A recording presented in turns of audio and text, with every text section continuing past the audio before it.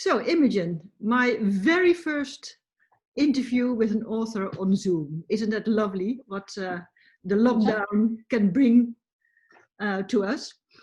Imogen, as you well remember, we wanted to do an interview during the London Book Fair.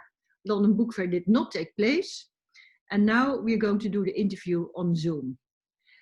You have written a new book. Is that correct? Yes, not exactly the whole book since London Book Fair, but let's put it this way: I was already writing the book, and so since the lockdown, I've managed to get to the end of the first draft, which is the whole story is now down, and it's ready for me to work on it and make it better and ready for publication at some point.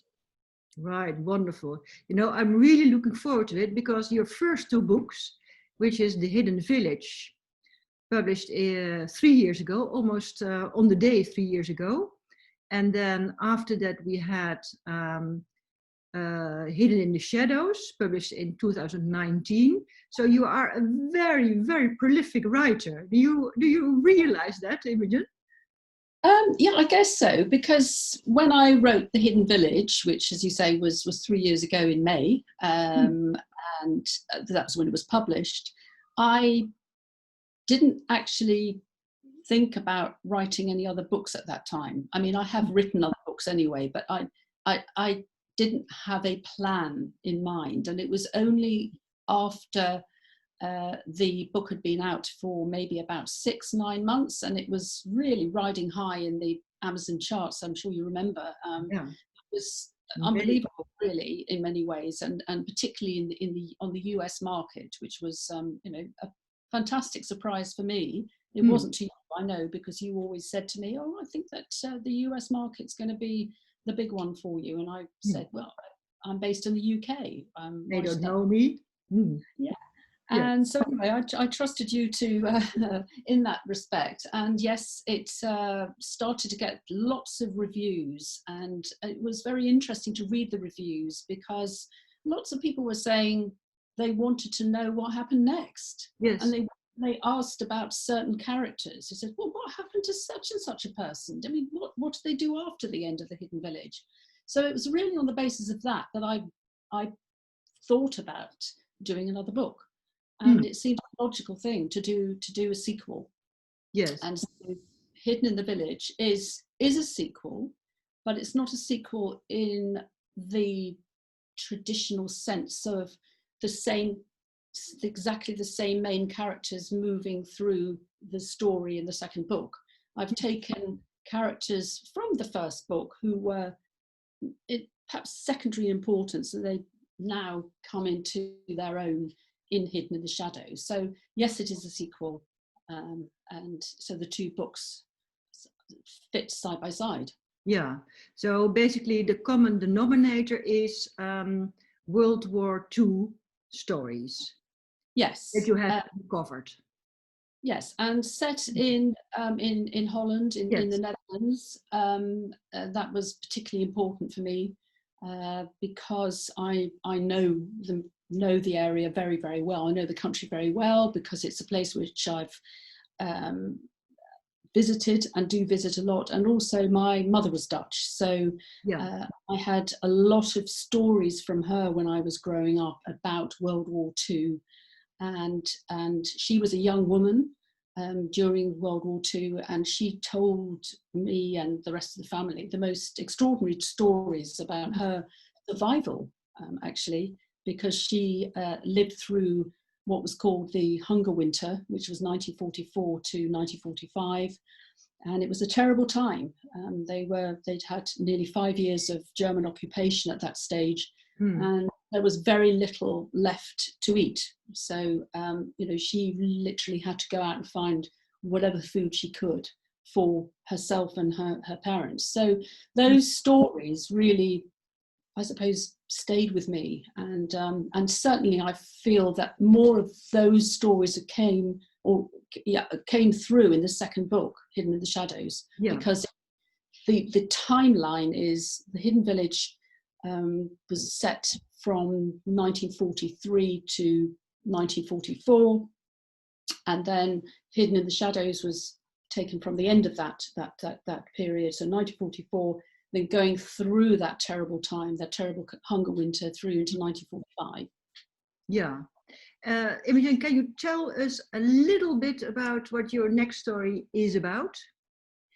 Well, firstly, it's another story which came about by chance, because, and that was certainly true of the Hidden Village. It was a place where I discovered it one day, the Hidden Village, and I actually saw the physical place where a real hidden village had taken place during the war. Yeah. And so my next story is actually based on a concentration camp in Holland called Kamp Amersfoort. Now, Amersfoort is actually not that far away from the Veluwe, where my hidden village is set. And I didn't know anything about it. And my first thought was, have I missed out some valuable research for the books I've already published? Yes. But actually, I discovered that, this was a little known concentration camp where just as terrible things were going on there as were in many of the other concentration camps that people know a lot about. So it was actually dismantled, I'm not quite sure the exact dates, but after the war. And it's now a museum, and you can actually walk around the grounds and you can see sort of monuments to what actually happened there. And the people there are all extremely, dedicated to telling their story and telling this story. So I picked up a book, which is this book, you'll probably understand. So that is, go on, translate it for us. It's at the beach, you go to the left. The beech tree. Yeah, it's about a beech tree. So, and it's about a boy and his father, who were a farming family, and they quite remarkably went every single day into the concentration camp with their horse and cart to pick up the vegetable peelings, which they had permission to do so, and because those peelings were basically feed for the cattle. And so they had that arrangement. But of course it was an extraordinary thing, because people didn't normally just wander into a concentration camp. So it just set me thinking about a story about this is the most extraordinary thing. And I also discovered that the boy got up to all kinds of interesting adventures, I suppose. He helped to smuggle things, post and parcels into the camp. And so at that point I thought, well, I'd like to start thinking about the people in the camp and perhaps a relationship which you might start to have with somebody in the camp. Yeah. And that's really what the story is about. So it's about this young boy and his adventures, if you like, going into the camp, and also about his friendship, his growing friendship with one of the prisoners, and how the more that they become friends, the more he wants to help him to get out. So that's as much as I'm going to tell you, really, without spoiling the whole story. But I think it's a great story, and it's another story which is untold. So, and that's quite important, because my first two books are already positioned as untold World War II stories. Yeah. So this third one, I think, fits in really nicely there. And there were so many. I mean, you yourself deal with lots of authors who have the most extraordinary stories to tell. But what I do is fiction, which is slightly different, of course. It's taking a story and reimagining. Yeah. But yet, historical accuracy, even for a historical fiction book, is very important. Absolutely. You do a great deal of that, do you? It's really important. It's really important to do the research and to make sure that everything that you're doing is accurate. But of course, at some point, it's not accurate insofar as I let my imagination go where the reality may not have gone. And of course, people can turn around and say, "Oh, that didn't happen and that didn't happen." But the actual camp existed.